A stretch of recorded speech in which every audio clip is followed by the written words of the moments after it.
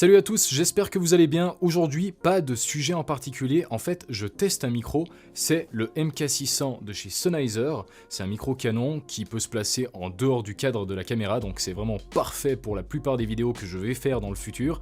Et comme ça me permet en fait de tester, de voir en fait ce qu'il vaut. Ça fait depuis toujours que j'utilise le même, c'est l'AT2050 de chez Audio-Technica. Il n'y a rien à redire sur ce micro, à part le fait que justement il vient dans le cadre de la caméra, et ça me dérangeait un petit peu. Alors jusqu'à maintenant, c'était pas vraiment très grave, mais disons que je voulais un petit peu optimiser mon contenu, et de ce fait, il fallait absolument que je n'aie aucune distraction dans l'image. Rassurez-vous, je vais toujours l'utiliser, mais uniquement pour les voix off lorsque je parle de sujets historiques, parce que pour ce point-là, il est vraiment parfait. Au-delà de ça, s'il n'y a pas vraiment de contenu aujourd'hui, c'est juste que j'ai décidé de profiter de mes vacances d'une part, mais aussi d'organiser mon année prochaine, parce que comme vous le savez, j'ai décidé de partir à l'université ou de faire des études, en l'occurrence dans le cinéma, et donc j'ai dû organiser un petit peu tout ça, voir quelles écoles étaient disponibles et surtout quel cursus je voulais suivre. Mais il y avait aussi un autre détail, c'était le service civil qu'il fallait que je case un petit peu parmi cette année qui va arriver, parce que oui, je dois faire 54 jours de service civil, ce seront les premiers que je vais faire, et justement,